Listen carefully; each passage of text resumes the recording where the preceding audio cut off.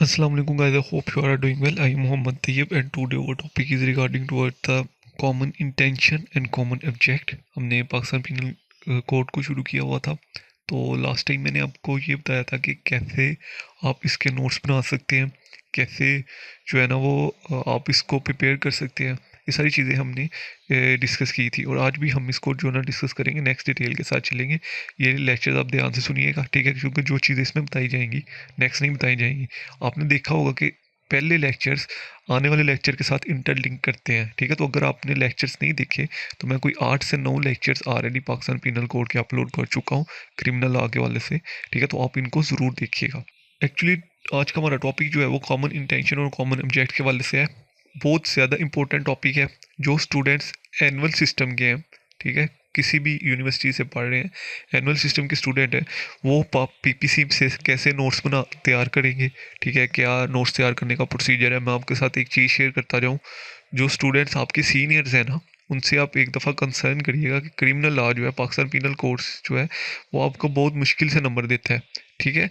मतलब कि इसमें मैक्सिमम जो है वो 100 में से 60, 62, 63 नंबर आते हैं, ठीक है, लेकिन 80 प्लस भी लिए हैं। तो मैं बेसिकली वो चीज़ें शेयर करने की कोशिश करता हूँ जिनको ऊपर मैंने खुद इम्प्लीमेंट किया है, सही है। तो ये आपके साथ नोट्स शेयर कर रहा हूँ, ऐसे ही आपने नेक्स्ट भी नोट्स बनाने हैं, इससे बेस्ट बनाने हैं, ठीक है, ताकि आपको इसमें से अच्छे मार्क्स आए। मैं फिर से बता दूं, इसमें मैक्सिमम जो मार्क्स आते हैं वो 60, 62, 63 आते हैं, ठीक है। 80 वाला बहुत रेयर चांसेस होते हैं कोई स्टूडेंट 80 या 75 या 80 से ऊपर चला जाए। जो स्टूडेंट सेमेस्टर वाले हैं, ठीक है, उनके अपने टीचर्स ने चेक करने होते हैं, और अगर वो ये चीज़ें लिख के आएंगे तो ये तो बहुत ज़्यादा एनफ है उनके लिए, ये जो मैं आपके साथ शेयर कर रहा हूँ, ठीक है। एक्चुअली में ये नोट्स कैसे बनाने हैं, पहले वो सारी चीज़ें शेयर करेंगे। सबसे पहले मैं आपको ये बता दूं कि हमारा ये टॉपिक है, ठीक है, कॉमन इंटेंशन और कॉमन ऑब्जेक्ट। ये टॉपिक ज़्यादातर एग्जाम में ऐसे ही पूछा जाता है कि कॉमन इंटेंशन और कॉमन ऑब्जेक्ट के ऊपर जो है ना वो नोट लिखें, ठीक है। यहाँ ये पूछा जाएगा कंस्ट्रक्टिव लाइबिलिटी के वाले से जो है ना वो नोट्स लिखें, या आपसे ये पूछा जाएगा कि सेक्शन 34 और section 149 of Pakistan penal code को डिफ्रेंशिएट करें, इनमें डिफरेंस बताएं कि इनमें डिफरेंस क्या है, ठीक है। तो फिर आपने ये सेम लिखना है। या आपसे ये भी पूछा जा सकता है, सम टाइम ये पूछा गया है कि जॉइंट लाइबिलिटी के वाले से जो है ना वो नोट्स लिखें इन पाकिस्तान पिनल कोड, तो आपने यही लिखना है, ठीक है। अब जॉइंट लाइबिलिटी का मैंने यहाँ पे नहीं जिक्र किया, लेकिन अगर जॉइंट लाइबिलिटीज़ के वाले से भी सवाल पूछा जाता है तो आपने सेम यही नोट्स आपने लिख के आने हैं, ठीक है। हम एक्चुअली कॉमन इंटेंशन जो है वो section 34 of Pakistan penal code से डील करता है। यहाँ पे मैंने सेक्शन भी ओपन किए हैं, ये सेक्शन 34 है, ठीक है। और जो कॉमन ऑब्जेक्ट है, ये कॉमन ऑब्जेक्ट है, ये section 149 of Pakistan penal code से डील करता है, ठीक है। तो इसमें डिफ्रेंशिएट भी पूछा जाएगा, तब भी आपने ये सेम नोट्स लिखने हैं। इसमें कॉमन इंटेंशन और कॉमन ऑब्जेक्ट के वाले से पूछा जाएगा, देन भी आपने यही नोट्स लिखने हैं। कंस्ट्रक्टिव लाइबिलिटी के वाले से भी पूछा जाएगा तो यही लिखना है, ठीक है। एक्चुअली में कॉमन इंटेंशन क्या होता है, हमने एलिमेंट्स को डिस्कस किया था क्रिमिनल लॉ के। अगर आपने वो लेक्चर लिया हो तो मेरे ख्याल से तो आपको जो है ना वो उस पे इस पे ज़्यादा डिटेल से समझने की ज़रूरत नहीं होगी। ये कॉमन इंटेंशन पे मैंने उसमें कहा था कि एक एलिमेंट्स को कमिट करने के लिए 4 बेसिक एलिमेंट्स हैं, ठीक है। क्राइम को कमिट करने के लिए 4 बेसिक एलिमेंट है, जिसमें हमने मेंस किया, एक्टस किया, ठीक है, इंजरी और ह्यूमन बीइंग का जिक्र किया था कि ह्यूमन जो है ना वो क्राइम कमिट कर सकते हैं। उसमें हमने मेंस को डिस्कस किया था, याद होगा आपको। मेंस ये कि बेसिकली एक इंसान क्या अपना माइंड सेट करके ये अफेंस कमिट कर रहा है, ठीक है। अब मेरा माइंड सेट ये है, फॉर एग्जांपल मैं किसी को मारने की नीयत से घर से निकला हूँ, ठीक है। ए एक पर्सन है, ठीक है, एक बंदा है जिसका नाम है ए, ठीक है, दूसरा बंदा है जिसका नाम है जी। अब ए जो है वो उसको इस नीयत से घर घर से ये नियत करके निकला है कि वो जी को जाके कत्ल कर देगा, ठीक है। तो ये उसकी इंटेंशन थी, सही है, कि ये उसकी इंटेंशन शो कर रही है कि उसको जी को कत्ल करना है। अब वो उसने क्या क्या चीज़ें अपने साथ ली। अब ये जो उसकी चीज़ें साथ लेके जाना है ना, फॉर एग्जांपल अब ए है, जारी बात है, पिस्टल लेके जा रहा है अपने साथ, गोलियां अंदर बहुत ज़्यादा, ठीक है। तो ये उसकी इंटेंशन शो कर रही है कि उस पर्सन ने जो है उस जी को जो है वो जान से मारना है, ठीक है। अगर यहीं पे ए जो है वो ये इरादा करके जा रहा है कि मैंने सिर्फ जी को जो है ना वो नुकसान पहुंचाना है, किस हद तक नुकसान पहुंचाना है कि मैंने जो है ना उसकी टांगें तोड़ देनी है, या बाजू तोड़ देने हैं, तो यहाँ पे उसकी इंटेंशन जो है उसको कत्ल करना नहीं है। यहाँ पे उसकी इंटेंशन जो है ना वो सिर्फ उसको हर्ट पहुंचाना है, ठीक है, जख्मी करना है, उसकी टांगे बाजू तोड़ना है, ये बेसिकली उसकी इंटेंशन है, ठीक है। यहाँ पे मैंने सिर्फ इंटेंशन को भी एक्सप्लेन किया है, मैंने कॉमन इंटेंशन को एक्सप्लेन नहीं किया, ठीक है। ऑब्जेक्ट को एक्सप्लेन करता हूँ। ऑब्जेक्ट होता है मकसद।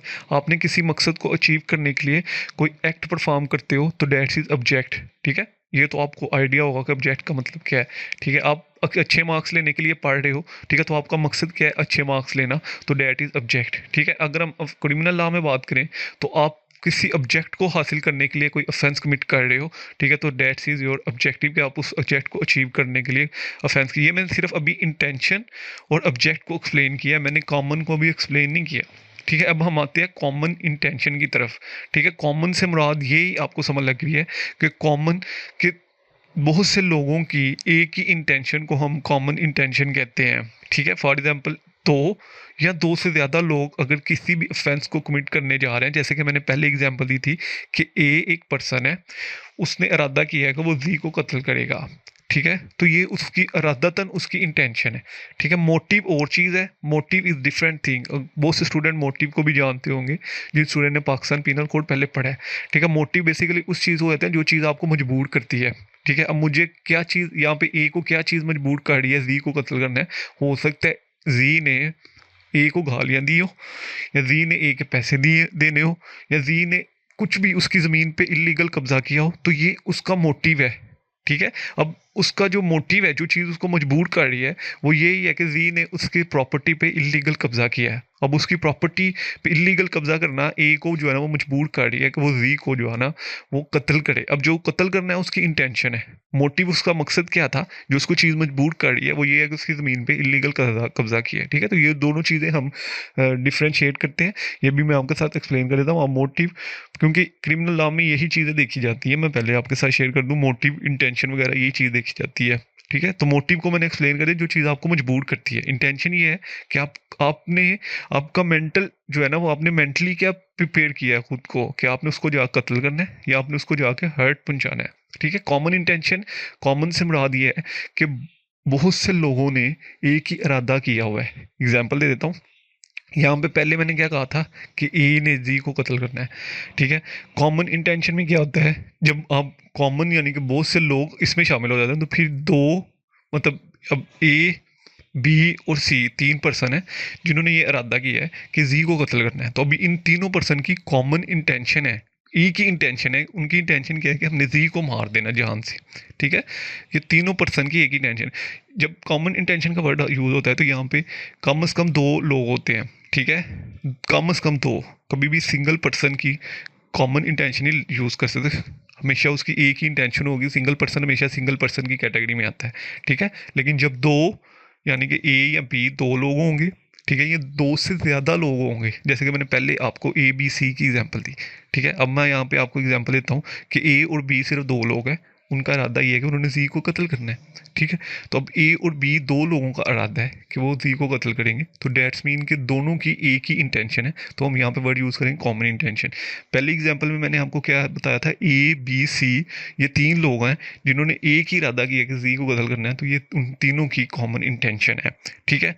अब मैं आपको ये भी बताऊंगा कि यहाँ पे तीन बंदे तो कत्ल नहीं कर सकते जी को, एक ही कत्ल कर सकते हैं, ठीक है। बाकी दो हेल्प करेंगे या बाकी दो जो है ना वो उसको जो है ना वो एड प्रोवाइड करेंगे, ठीक है, या बाकी उसको सपोर्ट करेंगे। तो यहाँ पे तीनों के तीनों लाइबल होंगे, ये चीज़ हम नेक्स्ट पढ़ेंगे, ठीक है।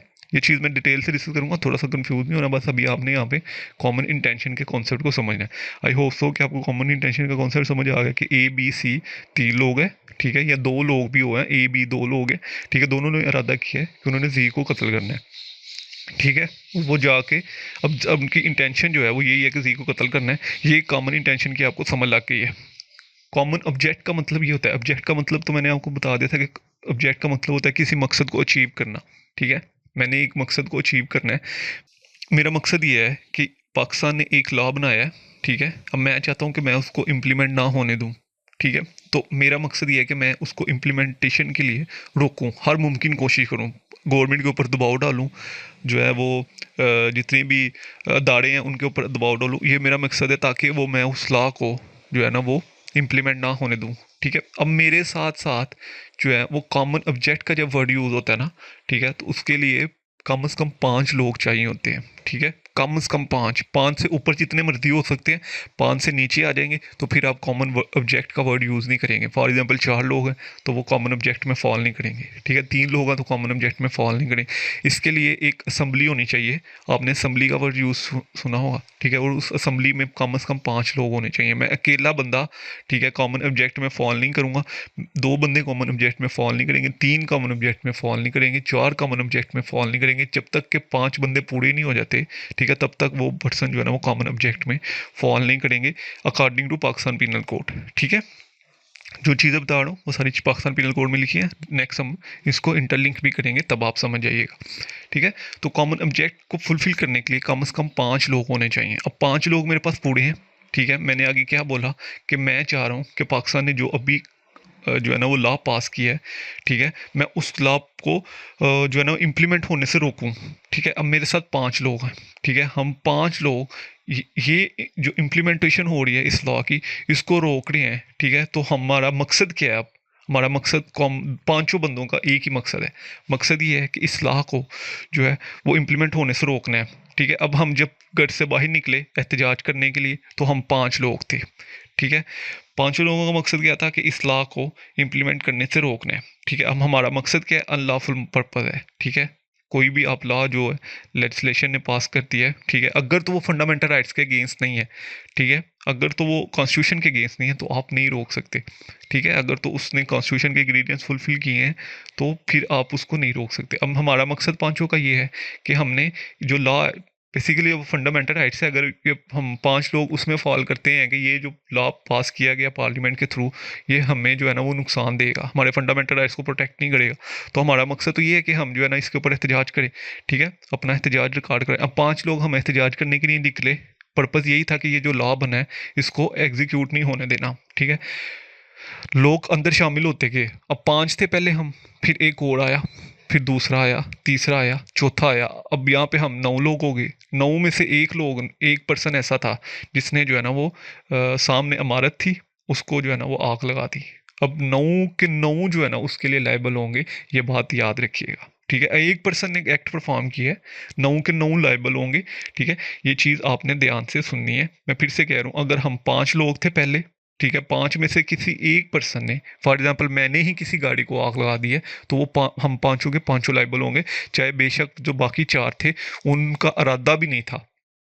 ठीक है, उनका इंटेंशन नहीं थी कि हमने आग लगानी है गाड़ी को। ठीक है, लेकिन चूंकि वो 5 बंदों की जो असेंबली थी वो अनलॉफुल बन चुकी है, तो अब जो हमने आग लगाई है ना, ठीक है, जो मैंने आग लगाई है, ठीक है, उस पांचों का उस आग का नुकसान हम पांचों का होगा। ठीक है, ऐसे ही जो लोग उसमें शामिल होते जाएंगे असेंबली में। ठीक है, आपने देखा होगा जब लोग एहतजाज करते हैं, बेस्ट एग्जांपल भी जो है, मैं देखे मैं पॉलिटिक्स से किसी तलक नहीं है मेरा, लेकिन एक्चुअली मैं समझाने के लिए आप हम इस तरह की एग्जांपल्स यूज़ कर सकते हैं। हमने 9 मई का वाक़या देखा। ठीक है, 9 मई में क्या हुआ कि लोग शामिल होते गए, जैसे ही उन्होंने इमारतों को नुकसान पहुंचाया तो they were be liable for the common object. ठीक है, और उसमें जितने भी लोग थे, चाहे वो जो जो भी लोग उसके अंदर शामिल हुए, बेशक उन्होंने वो एक्ट परफॉर्म किया है या नहीं किया, स्टेट ने उन्हें उठाया।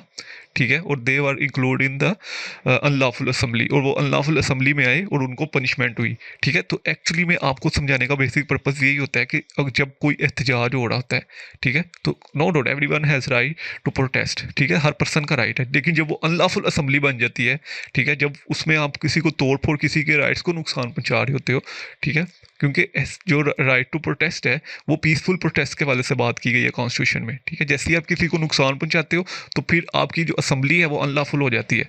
ठीक है, जब अनलॉफुल असेंबली हो जाती है तो फिर अगर उसमें 10 लोग हैं, 20 लोग हैं, 30 लोग हैं, तो जो जो आया है वो उसमें जाता जाएगा। ठीक है, अब ये आपको कॉमन इंटेंशन और कॉमन ऑब्जेक्ट का पर्पज समझ लग गया। ठीक है, मजीद इसको एलेबोरेट करेंगे नेक्स्ट जब हम इसको पढ़ेंगे। ठीक है, ये इंपॉर्टेंट कॉन्सेप्ट है।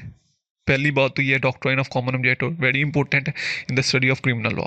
ठीक है, सेक्शन 34 एंड सेक्शन 3149 इसके साथ डील करते हैं। मैंने पहले भी आपको बताया था, ठीक है। कंस्ट्रक्टिव लाइबिलिटी है। कंस्ट्रक्टिव लाइबिलिटीज मीन कि अगर एक पर्सन ने एक्ट परफॉर्म नहीं भी किया तो they were liable for the act. जैसे कि मैंने यहाँ पे कहा था कि हम 5 लोग थे, मैंने सिर्फ गाड़ी को आग लगाई, तो बाकी चारों ने तो नहीं लगाई, लेकिन वो चारों भी लाइबल होंगे। डेट्स में भी इंक्लूडिंग ना कंस्ट्रक्टिव लाइबिलिटी, जॉइंट लाइबिलिटी का कॉन्सेप्ट आता है। सारे बंद, जैसे हमने वाइकेरियस लाइबिलिटी का कॉन्सेप्ट पढ़ा था कि एक एक्ट परफॉर्म करता है लेकिन सबको सजा मिलती है, डेट्स में भी इंक्लूडिंग ना वाइकेरियस लाइबिलिटी, ठीक है। किसी एक पर्सन ने एक्ट परफॉर्म किया है, ठीक है, अनदर पर्सन भी उसके लिए लाइबल होगा, ठीक है। पहली चीज़ तो ये है कि ये आपने इस कॉन्सेप्ट को मिक्स नहीं करना, ठीक है। Rule should not be mix together, क्योंकि ये दोनों कॉन्सेप्ट डिफरेंट है। यहाँ पे मैंने बात की थी कि 5 लोग कम से कम होने चाहिए। यहाँ पे मैंने बात की थी कि अगर 2 लोग भी हैं तो दे में include in the common intention, category of common intention. Common object को फुलफिल करने के लिए कुछ ही इंग्रेडिएंट्स है, मान 7 पॉइंट्स दिए गए हैं पाकिस्तान पिनल कोड में। अगर आप उसमें फॉल करते हो तो फिर आपकी अनलॉफुल असेंबली बनती है, और दे में include in the category of common object, ठीक है। अगर आप जो है ना उसमें फॉल नहीं करते, ठीक है, 7 बंदे हैं, 8 बंदे हैं, ठीक है, लेकिन वो उस 7 कैटेगरीज में फॉल नहीं करते, ठीक है, तो फिर वो कॉमन इंटेंशन में आएंगे। वो भी मैं आपके साथ डिटेल से डिस्कस करता हूँ। अभी आपने सिर्फ इधर तक ही रहना है कि कॉमन इंटेंशन और कॉमन ऑब्जेक्ट क्या है, ठीक है। Normally the person who is liable for the wrong, general principle ये है कि अगर मैंने एक्ट परफॉर्म किया है तो सिर्फ मुझे सज़ा मिलेगी। अगर आपने एक्ट परफॉर्म किया है कोई तो सिर्फ आपको सज़ा मिलेगी। लेकिन जो बेसिकली जो कंस्ट्रक्टिव लायबिलिटी का कॉन्सेप्ट दिया है ना पाकिस्तान पिनल कोड में, वो प्रिंसिपल ये है कि अगर हम 2 बंदे हैं, ठीक है, या 3 बंदे हैं, 3 बंदों की इंटेंशन ये है कि हमने जी को कत्ल करना है, पहले से प्री प्लान किया है, ठीक है। अब यहाँ पे कॉमन इंटेंशन की एग्जांपल दे रहा हूँ। प्री प्लान किया है कि जी को कत्ल करना है, ठीक है। अब मैं जो है वो लाहौर में हूँ, बी और सी जो है वो उसी जगह पे हैं जहाँ पे सी पाया जा रहा है, ठीक है। अब मैंने क्या किया है कि पिस्टल प्रोवाइड की है बी और सी को, ठीक है। मैंने पिस्टल प्रोवाइड, बहुत सी चीज़ें प्रोवाइड की हैं ताकि उनकी आसानी के लिए वो जी को कत्ल कर सके, ठीक है। अब यहाँ पे क्या हुआ है कि मैंने पिस्टल वगैरह सारी चीज़ें, हालांकि हम तीनों का प्लान था, पहले से प्लान था। कॉमन ऑब्जेक्ट में पहले से प्लान नहीं होता, ठीक है। कॉमन ऑब्जेक्ट में जो प्री प्लानिंग चीज़ नहीं होती है, ठीक है। आपने 9 मई का बेस्ट वाक्य आप अपने माइंड में रखिएगा, आपको समझ लगती जाएगी सारी चीज़ों की। वो चीज़ें पहले से प्लान नहीं थी कि हमने ऐसे ऐसे करना है, ठीक है। एक एक एक्ट हुआ, उसके बदले में जो रिएक्शन आया पब्लिक का, ठीक है, वो प्री प्लान नहीं था, ठीक है। वो उसके बदले में रिएक्शन आया है, उसी एट द स्पॉट आपने, वो एट द स्पॉट उन्होंने जो है ना वो अमारत को नुकसान पहुंचाया, ठीक है, एट द स्पॉट। अब जैसे कि मैंने पहले एग्जांपल दी थी कि हम 5 लोग थे, ठीक है। हमारा पर्पस ये था कि ये जो लॉ पास हुआ है गवर्नमेंट की तरफ से, हमने उसको रोकना है, ठीक है। अब हम प्रोटेस्ट कर रहे हैं बिल्कुल पीसफुल, ठीक है। 5-6 लोग और ऐड हुए हैं, 5-6 लोग और ऐड हुए हैं, उनमें से क्या किया है, किसी ने हमें जो है ना उकसाया है, ठीक है। उकसाया है, इंस्टिगेट किया है कि अगर आपकी गवर्नमेंट आपको ऐसे नहीं मान रही, ठीक है, तो आप गवर्नमेंट पे दबाव डालो। दबाव डालने के लिए आप क्या करो कि ये जो गाड़ी जा रही है इसको इसको आग लगाओ, ठीक है। अब एक बंदे ने तो आग लगा ली, ठीक है। अब ये चीज़ हमारी पहले से तो प्लान नहीं थी, घर से तो हम यही प्लान कर गए थे कि हमने पीसफुली अपना जो राइट टू प्रोटेस्ट है, ठीक है, उसको पीसफुली एंजॉय करना है, ठीक है। लेकिन यहाँ पे एक बंदे बाहर से आया, उसने हमें उकसाया, उकसाने के बाद हमने उसको आग लगाई, तो हमारी जो पहले जो लॉफुल असम्बली थी वो अब अनलॉफुल असम्बली में कन्वर्ट हो चुकी है, क्योंकि हम एक ऑफेंस कर चुके हैं, ठीक है। तो जितने भी लोग उसमें असम्बली में पहले मेंबर थे, ठीक है, ये बाद में आएंगे, तो they were include in the category of unlawful assembly, और उन्होंने एक कॉमन ऑब्जेक्ट को अचीव करने के लिए एक ऑफेंस कमिट कर दिया है, ठीक है। कॉमन ऑब्जेक्ट तो हमारा ये था कि आपने इस लॉ को रोकना है, ठीक है। अब कॉमन ऑब्जेक्ट को अचीव करने के लिए, इस पर्पस को अचीव करने के लिए, ठीक है, मकसद को अचीव करने के लिए हमने एक ऑफेंस कमिट किया है, और उस ऑफेंस में सारे लाइबल होंगे, ठीक है। तो ये एक्चुअली में इसका इंट्रोडक्शन था। कंस्ट्रक्टिव लाइबिलिटी इंपोज होती है। कंस्ट्रक्टिव लाइबिलिटीज मीन कि जैसे कि मैंने पहले कहा कि यहाँ पे अब 6 बंदे थे हमारी असम्बली में, ठीक है। एक्ट सिर्फ मैंने परफॉर्म किया, या 5 लोग थे मेरी असम्बली में, एक्ट सिर्फ मैंने परफॉर्म किया, और पाँचों के ऊपर जो है ना वो जो अनलॉफुल असम्बली का जो है ना वो FIR हो जाएगी, ठीक है। जो हमने एक्ट परफॉर्म किया है, ठीक है। अगर किसी गाड़ी को नुकसान पहुंचाया, किसी इमारत को नुकसान पहुंचाया, किसी पर्सन को नुकसान पहुंचाया, ठीक है। फॉर एग्जांपल 5 लोग थे, जा रहे थे प्रोटेस्ट करने के लिए, ठीक है, एक पुलिस वालों को मार देते हैं, ठीक है। अब वो पाँचों के ऊपर जो है ना FIR होगी कत्ले अहमद की, ठीक है। अनलॉफुल असम्बली, कत्ले अहमद और कॉमन ऑब्जेक्ट आएगा, ठीक है। ये सारी चीज़ें उस FIR में आएंगी, और भी बहुत सी चीज़ें आएंगी, ठीक है। मे बी 109 भी लग जाए, तो वो सी चीज़ें उसमें FIR में लगेंगी, ठीक है। तो they were include in the category of unlawful assembly. जो रेलिवेंट प्रोविजंस है मैं पहले से शेयर कर चुका हूँ, सेक्शन 34 और 149 of the Pakistan penal code. Cross reference जो है वो शेड्यूल 2 है, ठीक है। ये शेड्यूल 2 है बेसिकली, ये जिसको 1 लिखा गया है, ठीक है। यहाँ पे आपने अपना शेड्यूल 2 लिखना है, ठीक है। ये शेड्यूल 2 ऑफ CRPC है 1898 जो है, उसमें ये सारी चीज़ें लिखी हुई हैं। इसका जो है ना वो बेसिकली लिखा है कि ये कॉग्निजेबल ऑफेंस है या नॉन कॉग्निजेबल ऑफेंस है, कंपाउंडेबल है या नॉन कंपाउंडेबल है, उसका इसमें जो है ना वो CRPC में ये लिखा गया, ठीक है। प्रिंसिपल ऑफ कंस्ट्रक्टिव लायबिलिटी क्या है, वही एक्चुअली में जो मैंने अभी आपके साथ शेयर किया कि ये जो दोनों सेक्शन है ये प्रिंसिपल ऑफ कंस्ट्रक्टिव लायबिलिटी पे डील करते हैं, ठीक है। कंस्ट्रक्टिव लायबिलिटी क्या है कि जॉइंट लायबिलिटी, एक पर्सन ने एक्ट परफॉर्म किया है या नहीं भी किया, ठीक है, अगर तो वो उसका मेंबर है तो they were liable for the act, ठीक है। अब कॉमन इंटेंशन में क्या था कि मैंने एक एग्जांपल दी थी कि A, B और C 3 लोग हैं, उनका पर्पज ये है कि उन्होंने जी को कत्ल करना है। कॉमन इंटेंशन तीनों की ये है, इंटेंशन तीनों की ये है कि जी को कत्ल करना है, ठीक है। अब A जो है वो लाहौर है, ठीक है। B और C जो है वो इधर ही है जिधर जी पाया जा रहा है, ठीक है। ए ने पिस्टल वगैरह, पिस्तौल, ठीक है, उसके बाद गोलियां वगैरह सारी चीज़ें प्रोवाइड की, ठीक है। बी ने जो है ना वो फायर किया जी को, सी जो है वो जी को पकड़ के पीछे से खड़ा था, ठीक है, और बी ने फायर कर दिया, ठीक है। अब यहाँ पे ए तो लाहौर में है, ठीक है, बी जो है वो उसी जगह पे है जिधर जी को कत्ल किया गया, ठीक है। तो फिर भी A, B और C तीनों लोग लाइबल होंगे, डेट्स में दे ही प्रिंसिपल है कंस्ट्रक्टिव लाइबिलिटी का, ठीक है। तीनों के ऊपर जो है वो सेक्शन 302 लगेगा, कत्ले अमद लगेगा, तीनों ने यही समझा जाएगा कि तीनों ने कत्ल किया है, ठीक है। तो ये बेसिकली कंस्ट्रक्टिव लाइबिलिटी में यही आता है, ये होती है कॉमन इंटेंशन। अब कॉमन ऑब्जेक्ट का क्या पर्पस था, मैं तब से एक ही एग्जाम्पल दे रहा हूँ कि हम 5 लोग थे, ठीक है। 5 में से मैंने जो है ना वो एक गाड़ी को आग लगा दी। अब मकसद हमारा क्या था कि जो कॉन्स्टिट्यूशन जो असम्बली ने एक लॉ पास किया है हमने उसको एग्जीक्यूट नहीं होने देना, ठीक है, एग्जीक्यूशन से रोकना है। उनमें से मैंने जो है ना वो आग लगाई गाड़ी को, ठीक है। अब गाड़ी को सिर्फ मैंने आग लगाई, हमारा को पहले से प्लान नहीं था। कॉमन इंटेंशन में पहले से प्लान होता है, ठीक है। यहाँ पे जब मैं आपको एग्जांपल दे रहा था कॉमन इंटेंशन की, तो उसमें ABC पहले से प्लान कर चुके थे कि हमने जी को कत्ल करना है, ठीक है। जो बेसिकली कॉमन ऑब्जेक्ट में वो आप प्लान नहीं करते, हमने पहले से प्लान नहीं था किया कि हम जब जो है ना वो एहतजाज के लिए जाएंगे तो हम जाके जो है ना वो हम जाके जो है ना एक गाड़ी को नुकसान पहुंचाएंगे, ठीक है। तो तब जो है ना गवर्नमेंट हमारी बात सुनेगी। अब ये हमने पहले पर प्लान नहीं किया, ये एट द स्पॉट हुआ है, ठीक है। तो कॉमन ऑब्जेक्ट में आप पहले से कोई चीज़ प्लान नहीं करते, कॉमन इंटेंशन में आप सारी चीज़ें पहले से प्लान करते हो, उसके ऊपर प्रिपरेशन करते हो। अब यहाँ पे इन्होंने प्लान किया था जी को कत्ल करना है, इन्होंने प्रिपरेशन किया, ठीक है।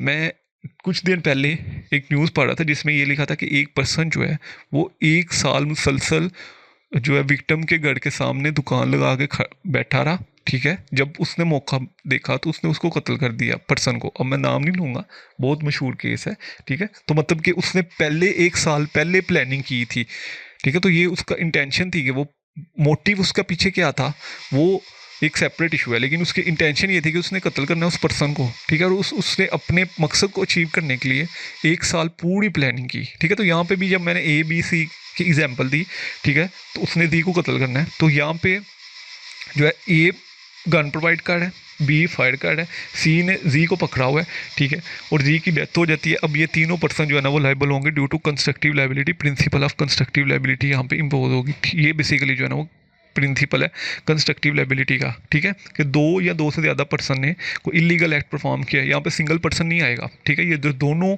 हमने कॉन्सेप्ट पढ़े हैं कॉमन इंटेंशन और कॉमन ऑब्जेक्ट के, एक पर्सन नहीं कर सकता, ठीक है। एक पर्सन आएगा तो उसके लिए फिर कॉमन इंटेंशन का वर्ड यूज़ नहीं होता। अगर आपने FIR पढ़ी है, ठीक है, कभी कभी जिन स्टूडेंट ने पढ़ी है तो वो आप देखिएगा कि जब भी 2 या 2 से ज़्यादा लोग ऑफेंस कमिट करते हैं, ठीक है, तो सेक्शन 34 ज़रूर लगा होता है। बहुत इंपॉर्टेंट सेक्शन है ये, ठीक है। सेक्शन 34 ज़रूर लगा होगा, जो कि मैंने पहले बताया कि कॉमन इंटेंशन से डील करता है, ये रेलिवेंट प्रोविजंस में भी हमने लिखा था, ठीक है। और अगर 5 या 5 से ज़्यादा लोगों ने कोई अनलॉफुल असेंबली बनाई है तो आप देखेंगे कि सबसे पहले सेक्शन 149 ज़रूर लगा होगा, ठीक है, फिर वो 134 नहीं लगा होगा, ठीक है। अगर तो ऐसी अनलॉफुल असेंबली है जिसके वाले से PPC में लिखा नहीं गया, ठीक है, कुछ चीज़ें हैं, 7 चीज़ें हैं जो अनलॉफुल असेंबली में आती हैं, ठीक है, मैं आपके साथ पहले शेयर कर देता हूँ। ये एक्चुअली में सेक्शन 141 डील करता है। ठीक है, ये 5 चीज़ें हैं जो कि अनलॉफुल असेंबली में आती हैं। ठीक है, एक्चुअली में ये टोटल जो है ना वो 7 8 चीज़ें बनती हैं जब आप इनको पढ़ोगे तो। ठीक है, तो ये अनलॉफुल असेंबली में ये 5 चीज़ें टोटल जो है ना वो पीपीसी में एक्सप्लेन की गई हैं। ठीक है, तो अगर इन 5 चीज़ों में से कोई चीज़ नहीं आती तो फिर वो अनलॉफुल असेंबली नहीं होगी। ठीक है, मतलब 7 लोगों ने जो है ना कोई ऑफेंस कमिट की है, डकैती की है 7 लोगों ने। ठीक है, डकैती हमेशा 5 से ज़्यादा लोग करते हैं। ठीक है, तो जब डकैती 7 लोगों ने की है तो दे में include in the category of section 34, तो फिर वो सेक्शन 34 आएगा, हालांकि 5 से ज़्यादा लोग थे।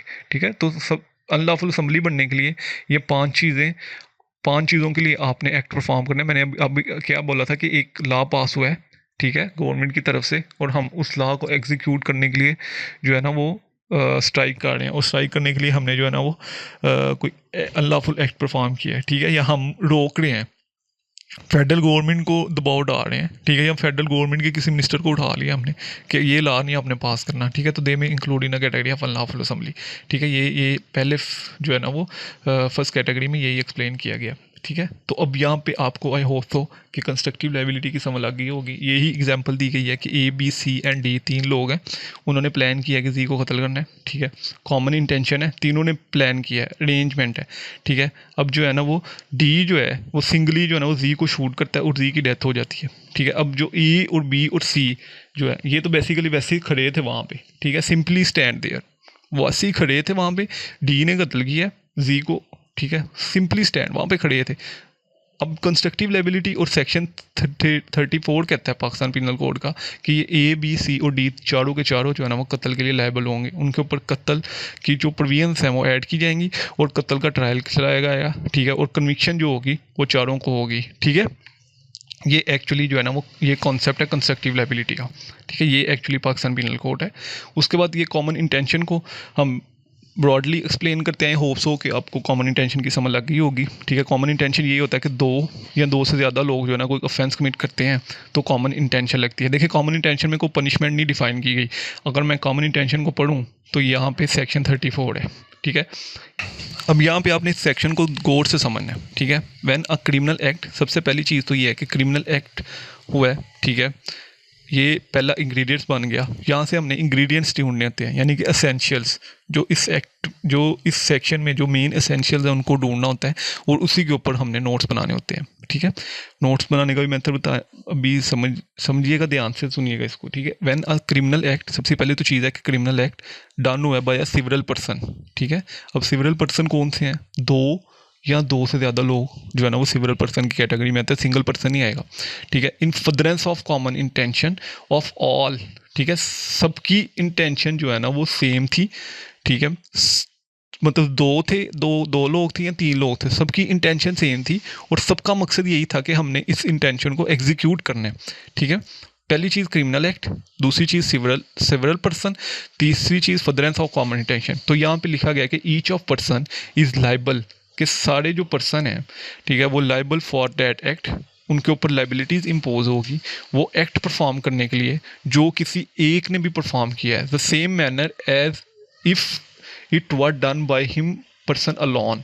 ठीक है, जो कि किसी एक पर्सन ने भी अगर उसमें से कोई एक्ट परफॉर्म किया है तो सबके लिए जो है ना वो उसके लिए लाइबल होंगे। यहाँ पे जो एग्जांपल हमने दी है ये आपके सामने है कि ए बी सी और डी 4 लोग थे, प्लान ये करते हैं कि जी को कत्ल करना है।